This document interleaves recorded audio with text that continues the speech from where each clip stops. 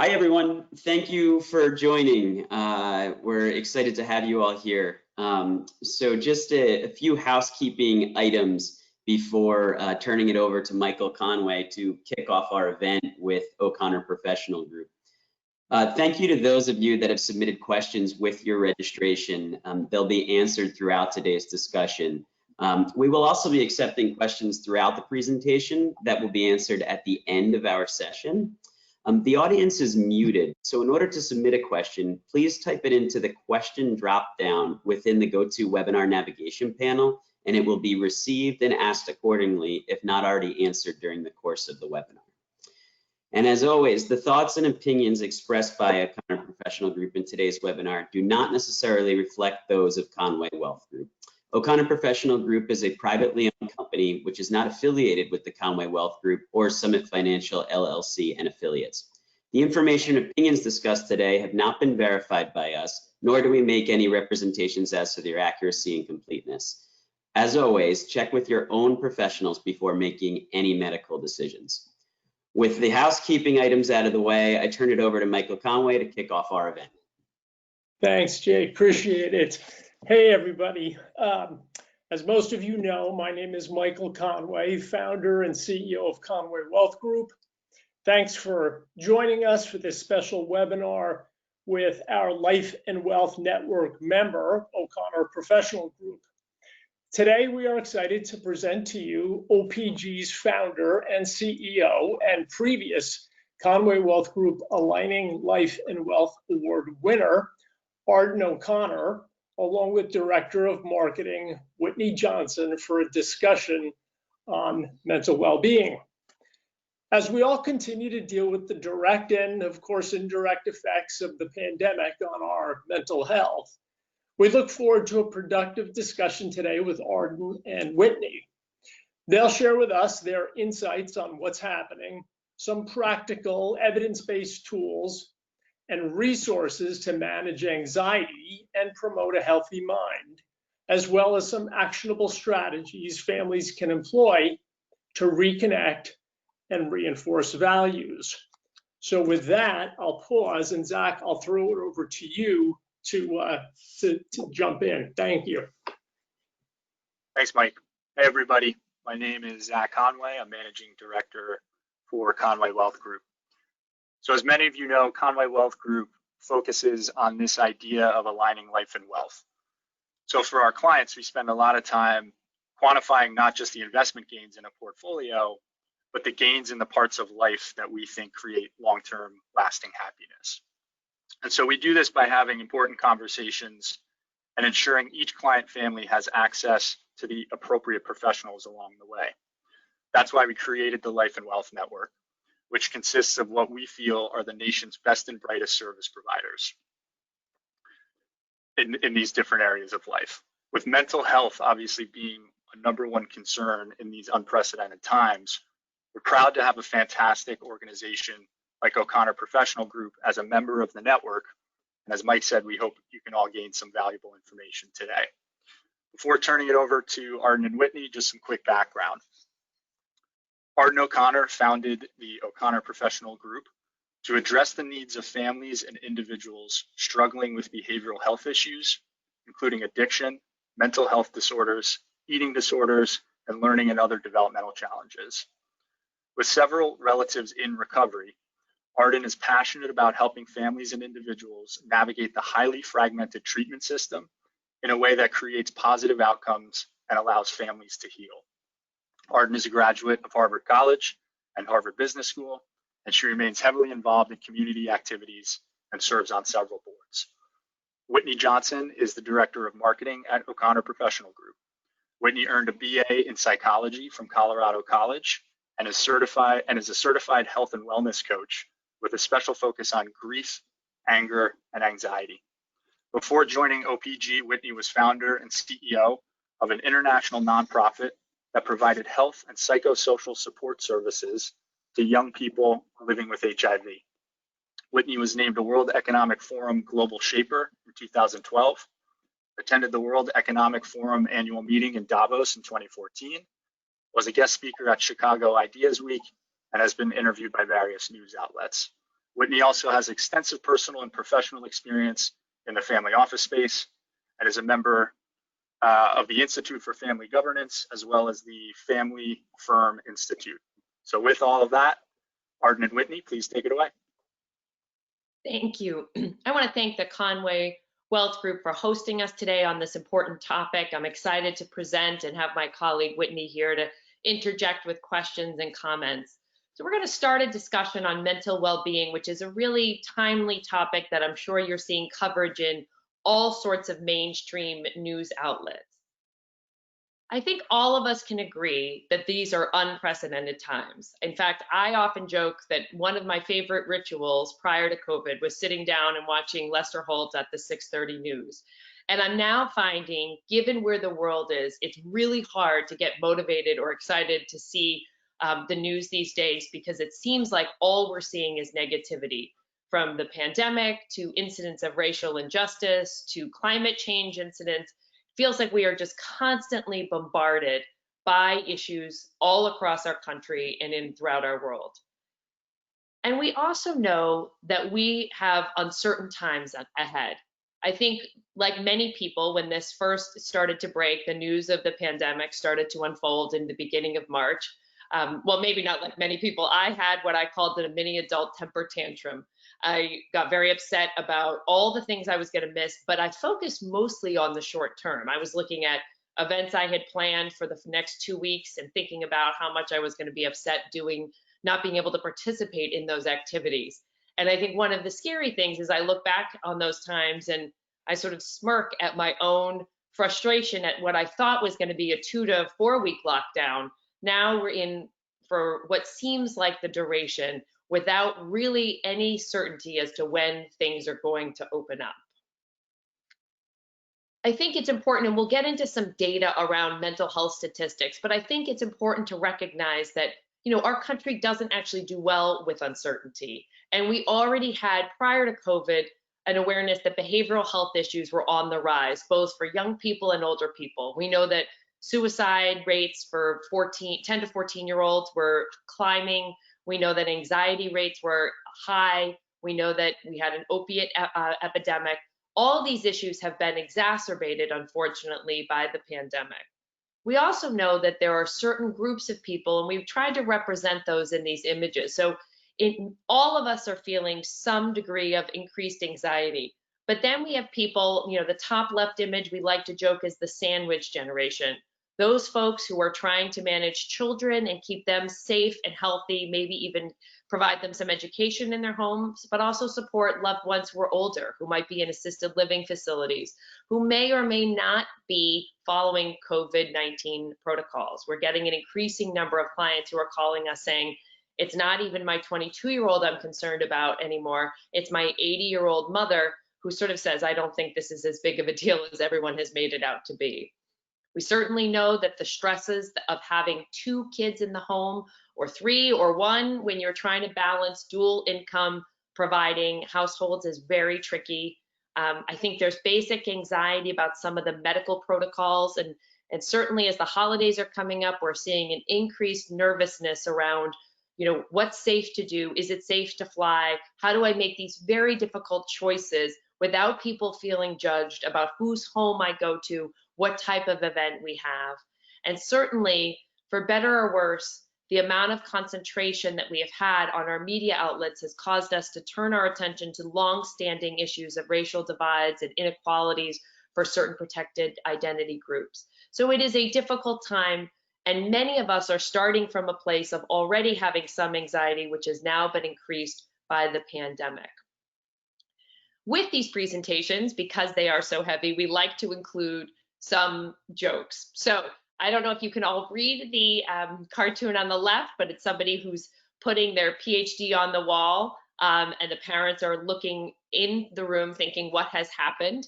And the therapist is joking about what we call full nest syndrome. And I have to say, I think this is becoming an increasing phenomenon for many parents who would assume their children had successfully launched into independent lives of productivity in the workforce, who are now back at home, furloughed, trying to find jobs, potentially in a home where they are regressing to behaviors they exhibited when they were in their teenage years.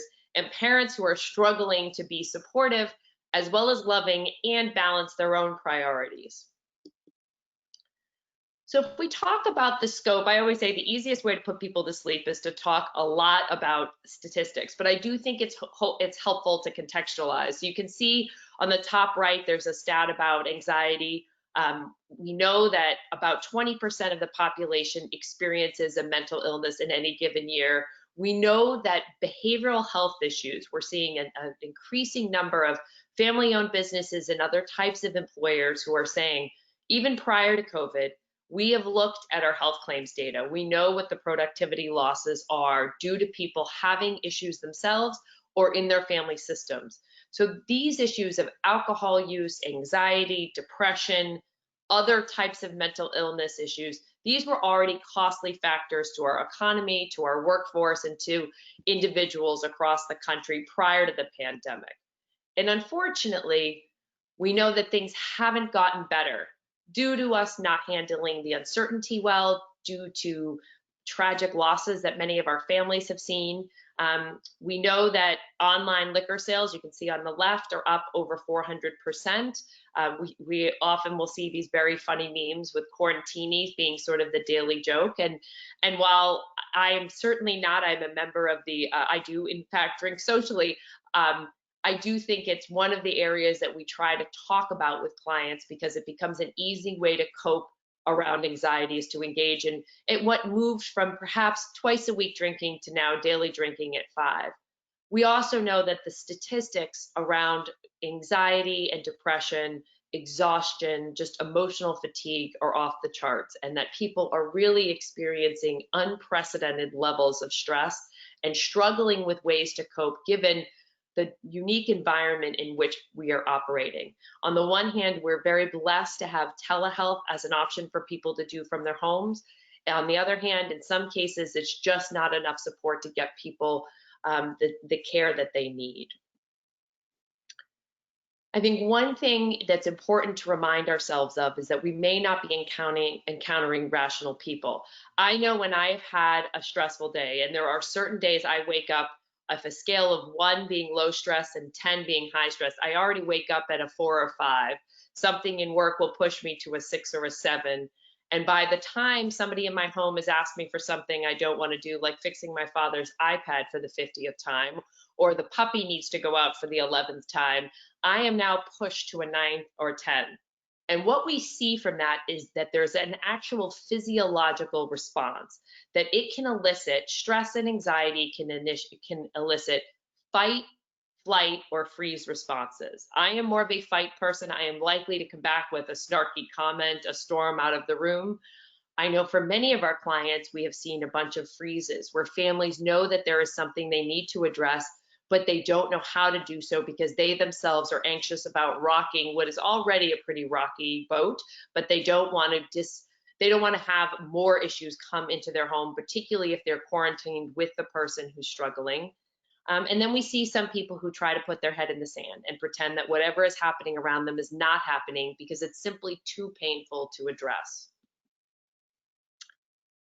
We also know that anxiety can really manifest itself in different ways with different people. So I've already sort of owned myself that I can be one of those irritable and short-tempered people, but we also see people who turn inward. They need reassurance. They are very nervous about disappointing others, and they're having outsized sort of ruminating thoughts. We call it queasing in our head because we often will say that your brain goes around and around and around, and it doesn't actually get somewhere.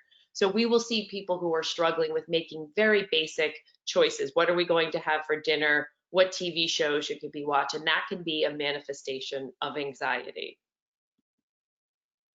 So how do we fix all of this? And I can't promise that we have suggestions you've never heard of, but I hope we will provoke some thinking, and I'm hoping to get some very difficult questions in the Q&A piece.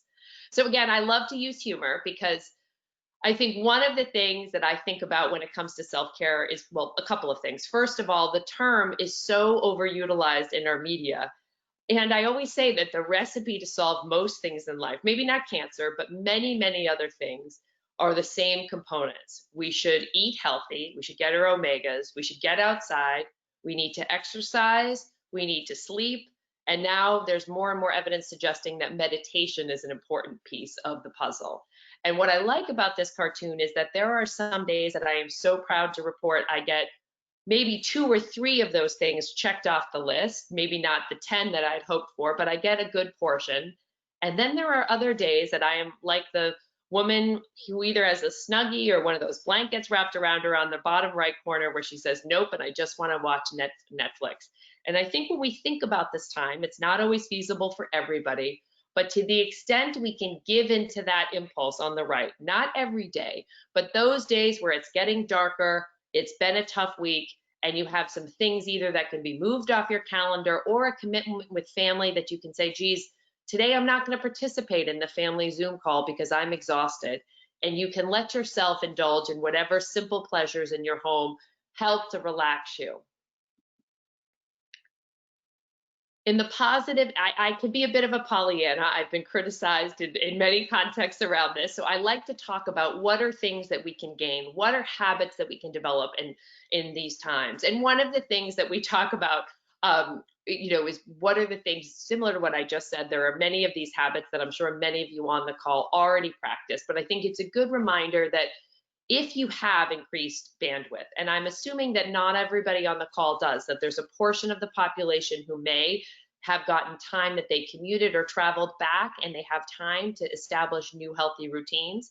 And then there may be a portion of people on the call who have additional childcare responsibilities or caretaking responsibilities of someone else in the home. Or like me, they got an animal during this time. So a lot of the self-care routines have to be put as secondary priorities to another living being. But in an ideal world, we can think through that if we can start to develop even a couple of these habits, we will be well served not only throughout the pandemic, but beyond. And one of the things that I think is important, at least for me, is to say that every day I'm going to try and pick between 1 and 2 of these things to do. Some people, it is the best solution is to pick one that you're going to practice for a week. So getting into nature or outside. I will say for those of us in the Northeast, as the weather is already turning, to the extent we can take advantage of it, I think we're well served to do so. But even, eat a healthy diet. I could be one of those critics who says, okay, now I'm only going to eat fish. I'm going to do 2 days of vegetarian. I'm not going to eat any sugar.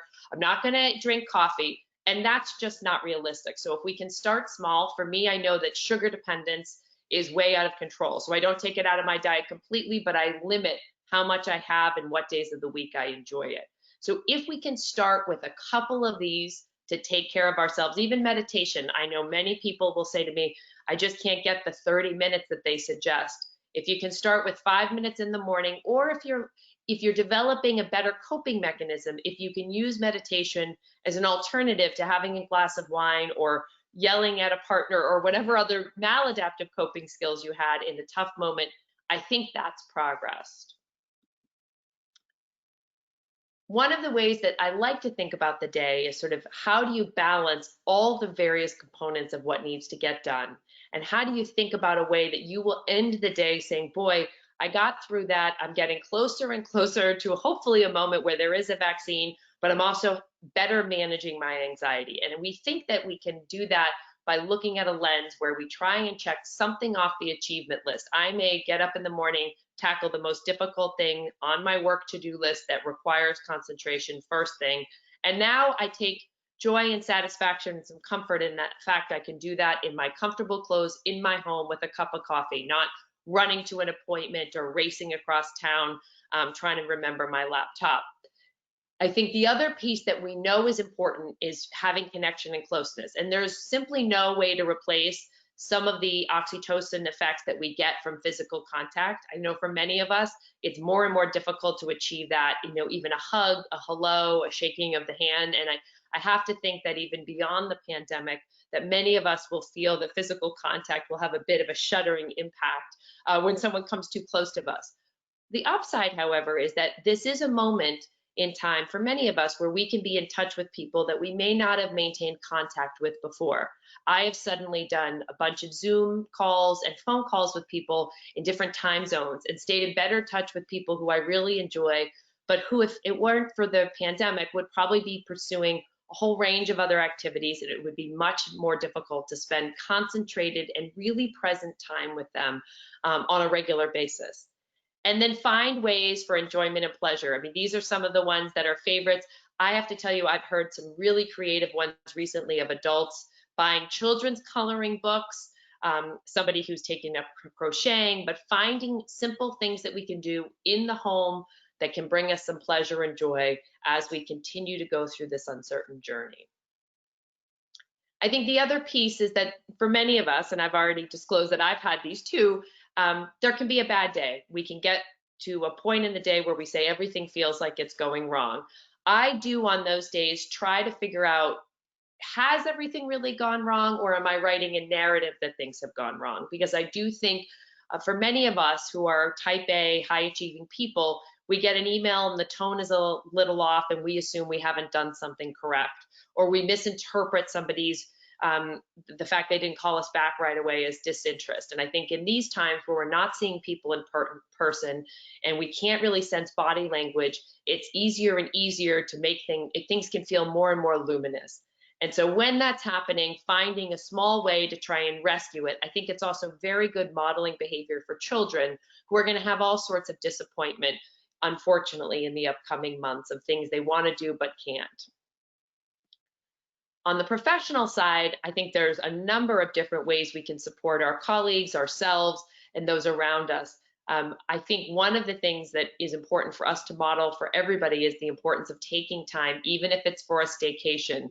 My family actually found a freestanding home in the middle of Woodstock, Vermont, that was relatively inexpensive to rent. We never would have tried this experiment because we would have likely wanted to do a different type of travel. But given where we are, we felt like this was a safe way to travel, and it was a way for us to change up our scenery. I do also think finding a way to shut down at the end of the day. On the one hand, we're hearing great things about the expanded capacity for firms to hire people in various geographies. I think stay-at-home moms who had previously been cut out from the workforce because they couldn't work full-time now are being given a second look because they can work remotely and people are more willing to tolerate a flexible work schedule. That said, the downside of this time is that we can often feel like we need to be on all of the time. And to the extent you can find a shutdown ritual at the end of the day, mine recently, back to the sort of alcohol issue, mine recently has been, instead of just having a glass of wine, which I do certain nights, creating the ritual of a mocktail, which I serve in my fancy glass with my big ice cube, but I'll serve club soda with bitters and a splash of something else, just to signal it's time for me to sit down, enjoy some time with my family, sit by a fireplace, and it mimics the effects you might get from a cocktail hour without getting down a road of over imbibing. I love this cartoon because I think it fits very much with my mindset, which is, yes, I know I need to put down my phone, but let me just do this one last email, which is a quote that my family often mocks me for saying. And on that point, I think we already are in a time where there were lots of questions, particularly for parents. What's very interesting is most of our clients will come to us and say, my kids are engaging in too much social media. How do I change that? Or what do I do to impact that? And I think one piece is to look at your own behaviors, which we'll get to in a minute. But we do know that it can be very addictive. And we do know that Facebook and other social media outlets, there's an uptick in usage. And somehow people still are only posting pictures looking like they're living their best life. And for many of us, on a bad day, particularly if you're scrolling through those pictures, it doesn't necessarily, at least for me, add to a sense of enjoyment.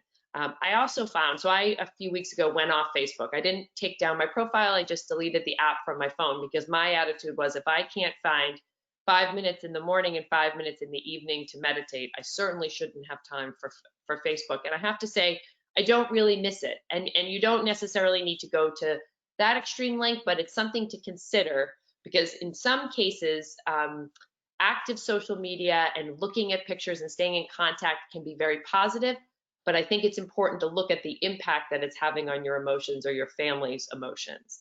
So there's all sorts of ways to reduce social media. Simply put, I think putting your phone in a different area of the house without any Fitbit vibrators or anything that notifies you. I don't have an Apple Watch, but I do have a new Fitbit that gives me a little ding when there's a text message, and that sort of, to me, it defeats the purpose of putting the phone in the other room. But really, I think the overarching message that we have around social media is trying to determine, is this additive or is this creating, feelings of fatigue or depression or sadness when I look at it? And I think it's good behavior and good conversation to have with children as well, because the impact for them is even more extreme, as many of them have grown up in an age where this is the main form of communication. This gets to that inheritance of habits. I think, one of the best quotes I've heard is people looking at their own behaviors. And so if you want your kids not to be on their phones during dinner time, having a bowl at the dinner table that you collect the phones and putting it into the kitchen, saying we'll give it back after we enjoy our meal, and returning to a sense that this is really uninterrupted family time. And one thing I would comment about that is I think some family members think that it has to be an hour and a half for the experience to be enjoyed. I actually think shorter periods of time, even if dinner is 15 to 30 minutes, but you actually share one good thing about the day, that's a better mode to go than to have people there for longer but distracted in the presence. I think this is a very apt quote for these times, and finding that way to unplug is important. So we're getting an increasing amount of questions about, my family member, my colleague, someone I know is experiencing anxiety or depression or the blues. I want to make sure, I don't know if they need a therapist. I don't know how seriously to take this. And anxiety and depression, again, are those words that are used often in our social media. So these are the measures by which we look at the context around someone who is struggling. So is somebody having major disruptions to sleep, job, and things that they found enjoyable? Have they tried some of those recipes we talked about earlier, meditating, exercising, breathing, eating well, and have those not helped to lower the anxiety? We are a country that really is reluctant to talk about mental health issues. So if you've been approached by somebody or your loved one has been approached, that's a sign that something has gotten to a point that there are concerns out there and it might be worth considering getting professional help. And then I would say the biggest determinant is how long have the symptoms been present. Everybody is entitled to a bad day, but if we're seeing people who can't get out of bed after 2 to 3 weeks, it is a time to consider, what options are available. On our website, we have a long list of tools and resources. And I have to say, especially given the pandemic's presence, I think the amount of flexible options that are out there, text-based resources, coaching, online therapy, group, Zoom support groups, there's a lot more capacity for people to access help in the comfort of their living room. And again, there are going to be those folks that may not be enough support for, but there's going to be a whole host of folks who really benefit from the idea that they don't have to leave their offices or make time in their day for yet another commitment that could be extensive. So this is a little bit about our company. We're happy to address offline a little bit more about the work we do. We basically deal with a range of mental health, substance use, autism issues. We work all over the country. We don't do therapy, but we help set up provider teams. We help deal with people who are resistant to getting help by getting interventions done. We do a lot of consultations and then in-home coaching, and happy to answer any questions at any point about our offerings. So I always like to talk about, what are things that we can end the pandemic hoping that we walk away with? And there are some studies to suggest that fathers are getting closer to their children, they're home more, they're establishing better bonds, and this is really boosting their parenting skills, and the hope is that that will be continued post the pandemic. We know that many children are getting valuable life skills and lessons that kids, just by default of the needs in the home, are being asked to step up and contribute to the home, whether that's making their bed and doing personal chores, or whether that's setting the table and helping to, load the items into the Instacart list. However it's happening, children are being relied on more and are developing their own sense of agency, which is a really positive attribute of this time. I think we all are learning how to be creative in our ways that we're celebrating milestones and communicating, which I think is going to serve us well over the long term. And I think having time, one of the things I will say with the older generation, and I'll own this is true in my own family system, is parents, I think in the 50s, that it was work and school and home chores, and that was sort of your life. And now as people are living longer, we're seeing a demographic of people, including my own father, who are retiring at 60, 70, 80 years old or semi-retiring and don't have a lot of hobbies and are struggling with what their identity is going to look like going forward. So the fact that we have some time right now to get outdoors, to develop activities in the home that and interests, I think is a good thing, and I think it will serve all of us well in the coming decades. I do think nationally there are some things that we are getting that are positive, despite all the very negative health, headlines. We're seeing obviously a positive environmental impact because there's less cars on the road. We're seeing improvements in how people think about communication. We're seeing an increasing amount of emphasis with employers on how do I support my staff? What mental health offerings, either through our EAP or other services, can we offer?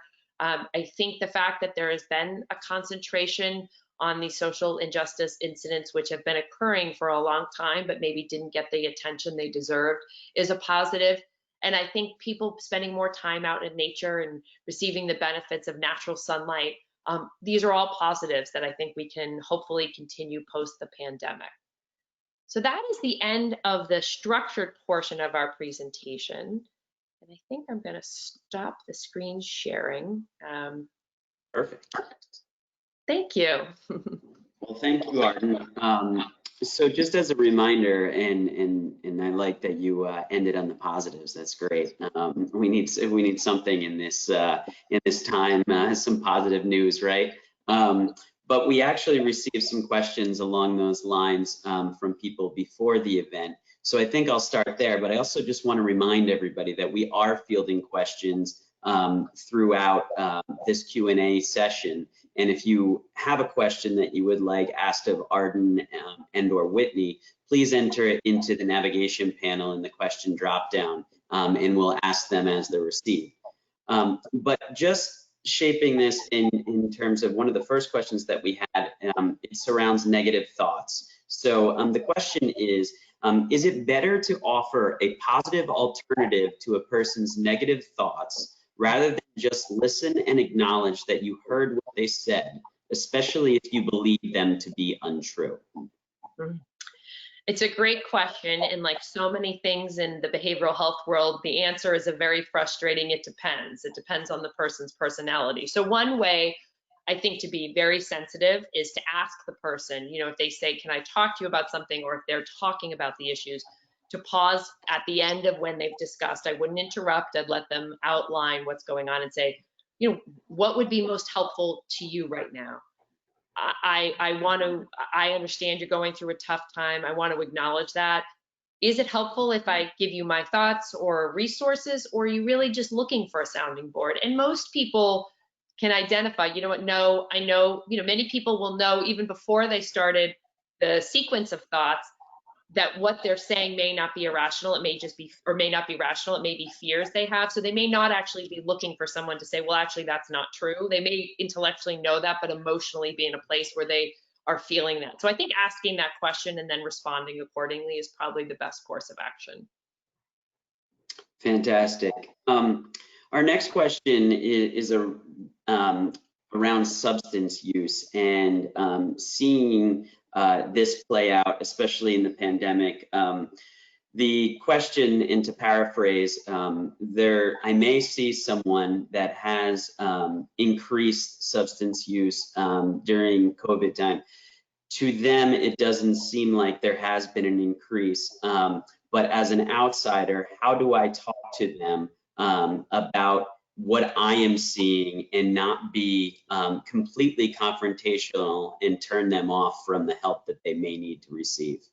Sure. No, it's a great point. And I think it's a really delicate issue, because I think even though we know alcoholism is a disease, and even though we know it affects like all different demographic groups and people who are extraordinarily high functioning can become alcoholics, I think there still is a perception that someone doesn't really have an issue unless they are the proverbial, under a bridge and living homeless. And that's really the definition, or that's when we think we have to intervene, is somebody has had, fallen down steps or a major consequence. And the reality is now those online liquor sales are up, I think, because there are a demographic of people who prior to COVID probably drank well within normal limits and now are increasing their usage. So just for context, the recommendations for drinking used to be 1 drink a day for women, so 7 drinks a week, 2 drinks a day for men, 14. And now there's a newer study coming out that's going to suggest it should be no more than 1 drink a week for men. And so for some people that sounds like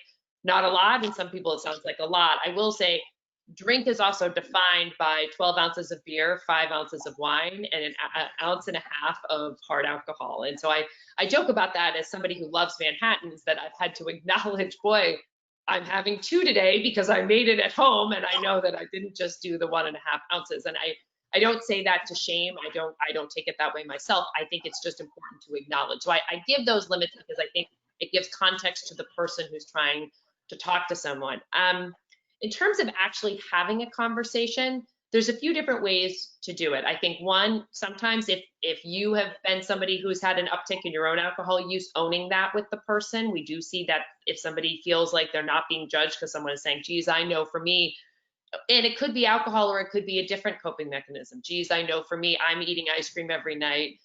I hear you that you're having a cocktail hour with your husband every night. How is that going? That kind of thing. I think also stating facts and using first person. So I will often say, families, when they get very upset about alcohol use with a loved one, will say something judgmental. You were drunk, like perceptions. I think what's more effective is to say, geez, I'm noticing, we used to get together for cocktail hour and maybe we'd have 1 together. Now I notice it's every night, or you're having 3 at a time, and just speaking in the first person. And I think one other piece to consider is, saying something to the degree of, can I raise something that's a little sensitive? Because I think you can give people also the permission to say no. I'm noticing this about, your alcohol use, and I'm concerned only because I heard a presentation, or I'm seeing in the news, or however you want to state it, that this is an issue for a lot of folks. But giving the person the permission to say, actually, you know what, no, I'm comfortable with it, and shutting it down. And the unfortunate part, if you're a friend, I think it can be difficult. You can worry about alienating somebody. And I can't say that we haven't had situations where someone becomes so alienated that they back off. I will say in most circumstances where someone has problematic behaviors and somebody raises the issue to them, whether it's at that moment or later in the future, people are so grateful that someone had the courage to step forward, and it becomes a reference point for them. You're going to them before there's a proverbial car crash or something happening. And if it's done in a tone of compassion, I want to be helpful, I'm noticing this, do you mind if I bring it up, and not, you were drunk, let's be honest, in a very judgmental way. I think in general, you'll find it's well received. And there are going to be people, just to be very candid, who are going to go through this time and are going to drink 2 drinks a day or 4 drinks a day and then go back to what they used before. I think the worry is for those people who are already on the precipice of drinking a little too much, that this sets people on a cycle that's more problematic. Fantastic. Wow, thank you. Those are some great tips.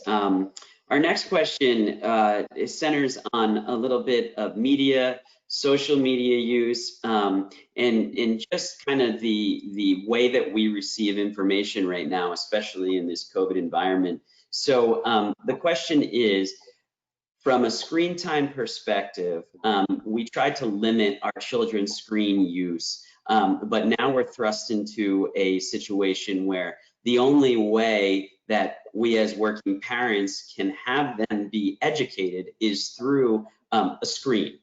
So there is somebody that they may be familiar with on the other side of that screen, and we want them to develop mentally and emotionally and socially. But what do we see the virtual learning environment is having, the effect that it's having on children and teenagers, as well as this, to couple it into the social media use? Sure.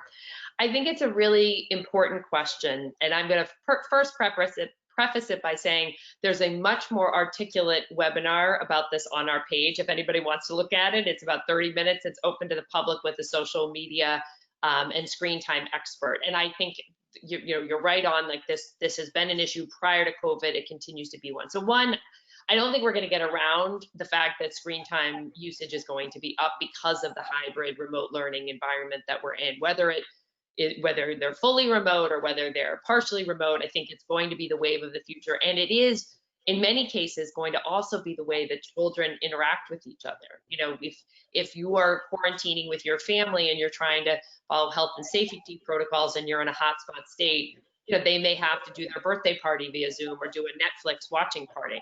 I think the question, I think for me, the question becomes twofold. One is, what is the impact in the usage of that screen time? So is somebody going into the basement and playing video games for 4 hours, totally isolated from the world and not engaging with anybody, and they're sort of bored and they have multiple screens up and they have the TV on, the news on, and then they're looking at their screen? Those are moments where you may want to question whether or not it's providing a socially beneficial activity, particularly for children. I think if it's a concentrated period of time where we say we're going to call our cousins and we're going to read a story together, or we're going to talk about the TV show we watched together, and it's a 30-minute, then I think it's a good use of screen time. I think the other piece is, what are you going to replace it with on the social side? So if we take the educational piece aside for a moment, I think, you know, the question for a lot of families is, I'm going to limit how much they're on their screens, but what are they going to do instead? And that's where I think parents have to be mindful of, you know, are likely, especially with smaller children, going to have to put down your own screens and structure some kind of activity. And so finding, whether it's crafts, physical activities, pets, whatever, some other time to do something structured, as opposed to, and I don't really think, most experts don't say there's a hard and fast rule, you can only have this much screen time. It's more of a matter of, how is it manifesting? How is it impacting the emotions? How is it being used? And what else are you doing to encourage socialization? So for every Zoom Netflix party, could there be a bike ride in the neighborhood for those of us who, you know, for at least the period of time where things are still warm enough out? And can you get those snowshoes and sledding experiences out? Because I think, you know, and at some point, and it's totally understandable, screens also become a bit of a babysitter, and kids are really responsive and they're very addictive. So balance and trying to find other activities, I think, is important as well. Fantastic. This next question that we received is I'm going to combine two questions because I think they lead into each other. We've heard a lot about seasonal depression, and a lot of people fall into that trap.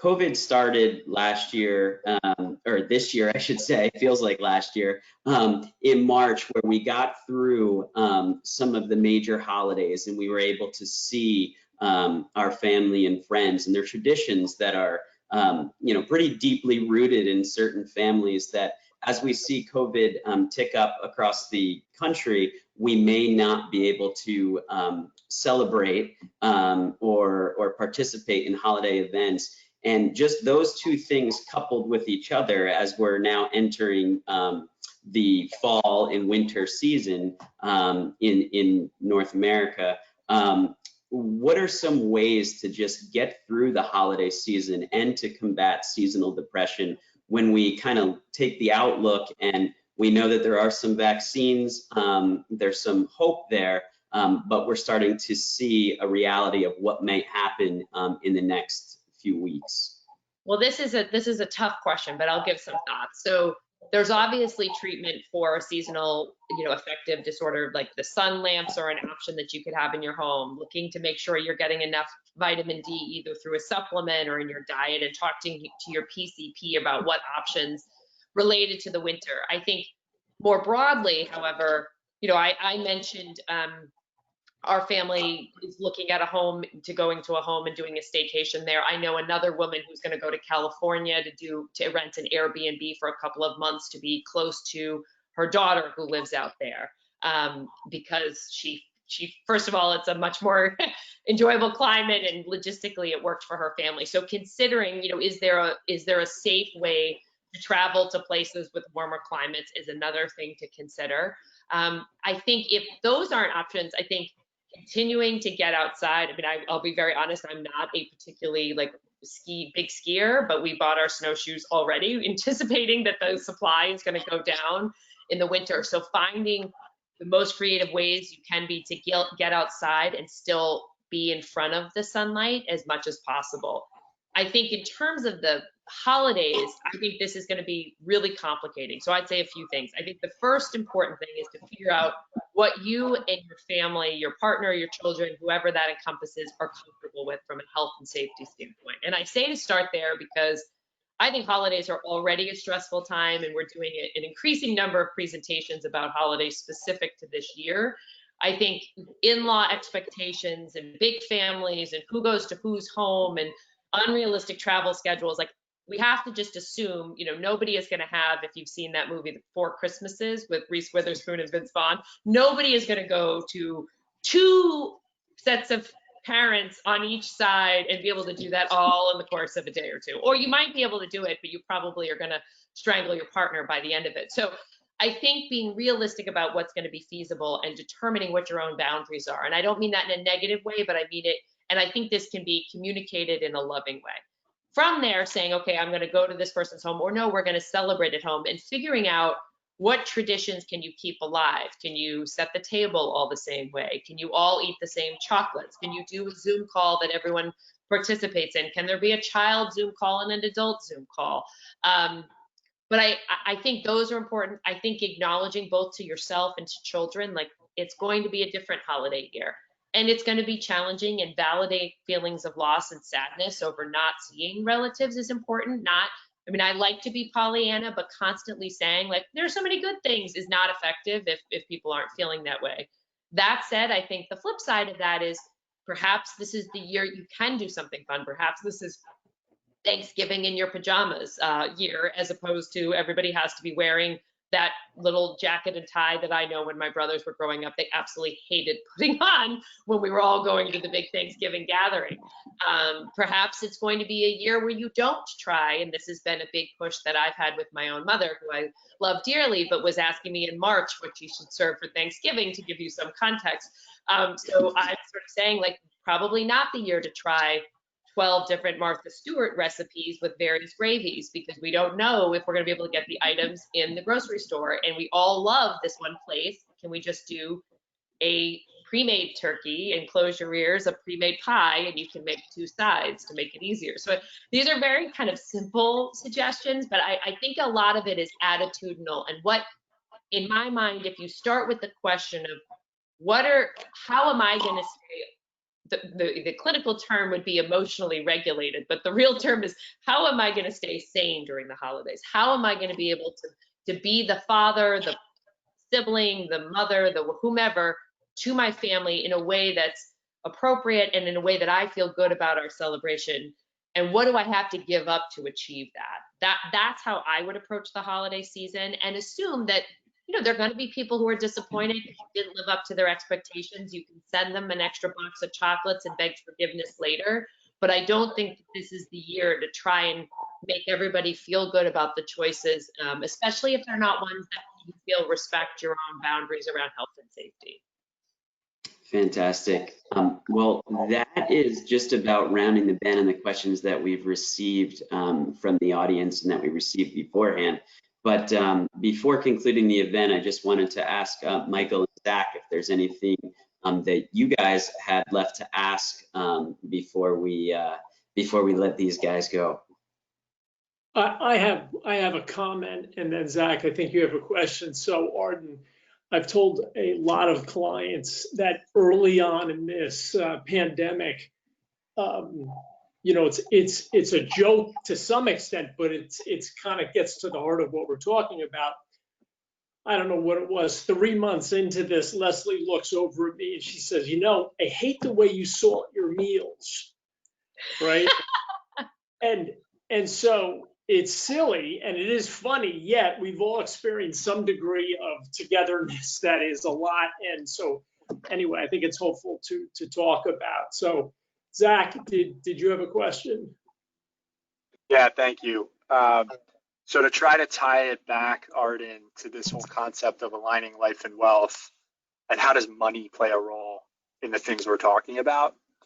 And so, Arden, we've talked about this before, but I think fortunately for people who had some level of financial security pre-pandemic, And now in an environment where the economy is struggling and obviously a lot of families are struggling, you sort of think of Maslow's hierarchy of needs. Fortunately, people who had that security pre-pandemic still have it and can put food on the table and have that sort of baseline degree of comfort. But that doesn't preclude any of us from dealing with the issues we're all talking about. And I think the other side of that coin that we've talked about in the past is, sort of the double-edged sword of having money as it relates to these issues. And I think there's a tendency to think that that is going to help solve the problem, right? So the more you throw money at whatever issue we haven't dealt with up until now, easier it's going to be to solve, right? So let's send this person to this extremely expensive facility because surely the cost of that facility will define the outcome. And so if you could just speak to that and how we should sort of frame up these issues and think how money plays a role in these decisions.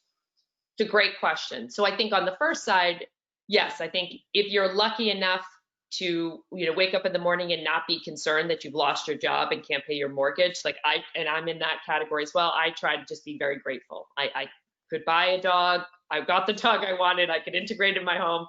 And it sounds silly, but I try to remember that and have gratitude and give in small ways to both individuals and charities. Like, I think for me, remembering that maybe I don't need that extra pair of sweatpants, that extra sweater I wanted to buy online because I know someone else is struggling and I can do something without even being asked. So I think that's one piece of it.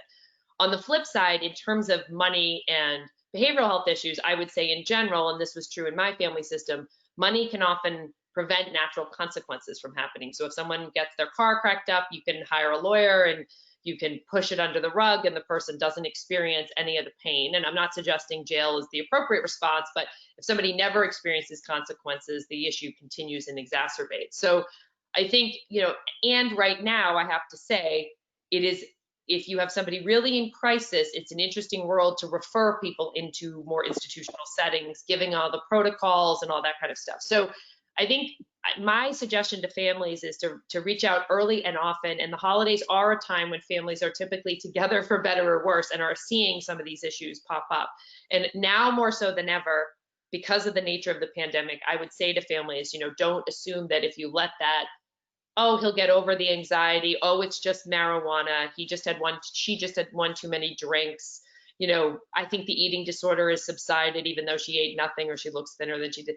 I would more so than ever not take that mentality, because it's not going to get easier to address these issues. It's going to get harder. So I would seek professional help, and happy to provide that through our firm or other suggestions, because this pandemic is going to increase already existing underlying issues.